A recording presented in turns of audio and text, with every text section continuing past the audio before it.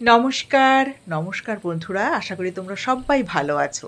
আমিও ভালো আছি তোমাদের ভালোবাসায়।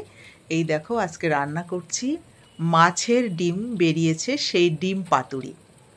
অনেকেই আমরা যখন বাজার থেকে রুই বা কাতলা মাছ কিনে নিয়ে আসি, সেই মাছের মধ্যে কিন্তু অনেক ডিম হয়। সেই ডিমটাকে আমরা অনেক সময় বড়া করে তেলে ভেজে কেউ রান্না করে, কেউ আবার ডালের সঙ্গেও ভাজা খায়। কিন্তু এটা দিয়ে কিন্তু খুব সুন্দর একটা আইটেম হয়। সেটা তোমাদের খুব সহজ পদ্ধতিতে আমি দেখাচ্ছি। দেখো, ডিমটাকে নুন দিয়ে হলুদ দিয়ে আমি জলে ভালো করে সিদ্ধ করে নিয়েছি, একদম শুকনো শুকনো করে সেদ্ধ করে নিয়েছি। তারপরে তেলের মধ্যে কি দিয়েছি, কালো জিরে আর কাঁচা লঙ্কা। আর আমি মেইন যে জিনিসটা সেটা হচ্ছে লাগবে শুকনো লঙ্কা একটু, আর কাঁচা লঙ্কার মধ্যে যে লাল লঙ্কাগুলো থাকে সেইগুলো বাটা। তো আমি একটু লঙ্কা আগেই বেটে রেখেছিলাম। লাল লঙ্কা কেন বললাম, কারণ রঙটা একটু ভালো হয় সেজন্য। দেখতে ভালো হলে খেতেও ভালো লাগে, তাই না? তো দেখো, তারপরে এই মশলাটা কষিয়ে নিয়েছি, লঙ্কা বাটাটাও দিয়ে দিয়েছিলাম তেলের মধ্যে। মশলাটা ভালো করে কষিয়ে নিয়ে আমি দিচ্ছি ডিমগুলোকে ছেড়ে। ডিমগুলোকে ছেড়ে দিয়ে ভালো করে নাড়তে হবে, কিন্তু অনেকক্ষণ ধরে নাড়তে হবে। নেড়ে নেড়ে নেড়ে নেড়ে যেন ডিমগুলো ঠিক তেলের মধ্যে আর এই লঙ্কার মশলাটার মধ্যে ভাজা হয়ে যাবে।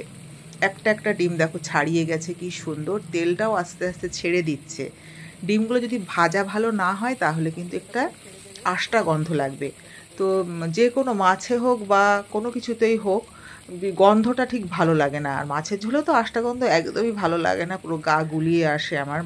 যারা মাছ প্রেমী, মাছ যারা খুব ভালোবাসে, তারা কিন্তু মাছের গন্ধটা পছন্দই করে, যেমন হোক খেয়ে নিতে পারে। এই দেখো, প্রায় হয়ে এসেছে ভাজা, তেল কেমন ছেড়ে দিচ্ছে, একদম ছাড়া ছাড়া হয়ে যাবে তেলটা। তেলটা ছাড়া হয়ে গেলে এই যে লঙ্কা বাটা দিয়েছি, এই যে লঙ্কা বাটা পুরো মিশে যাবে ভাজা হয়ে গেলে। তারপরে দেখো, আমি অল্প করে জল দেব, একদম ফুটানো জল দেব, খুব অল্প করে।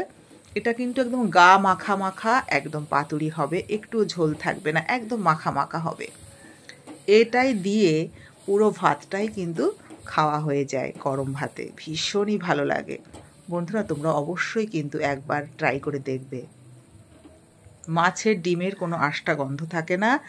আর এই যে ডিমগুলোকে আমরা আটা অথবা চালের গুঁড়ো দিয়ে মেখে তার মধ্যে তেলের মধ্যে দিয়ে ভাজা করি, ভেজে ভেজে ভেজে ভেজে সেটা আবার অনেক সময় মাছের ঝোলের মধ্যে দিই, তার থেকে এটা অনেক সহজ পদ্ধতি মনে হলো না তোমাদের? আর রান্না করেছিলাম পাবদা মাছের ঝাল। পাবদা মাছের ঝাল রান্না করেছিলাম একটুখানি ধনেপাতা দিয়ে, কালো জিরে সোমবার দিয়ে, আর কাঁচা লঙ্কা কেটে। অল্প একটু জিরে বাটা দিয়েছিলাম, আর দিয়েছিলাম একটু টমেটো। তো ভালো হয়েছিল খেতে খুব। তোমরা কেমন আছো? ভালো থেকো, সুস্থ থেকো, পজিটিভ থেকো, জানিও। তোমরাও সুন্দর সুন্দর ভিডিও রেসিপি পোস্ট করো বন্ধুরা, আমি আসবো তোমাদের বাড়িতে দেখতে। কেমন?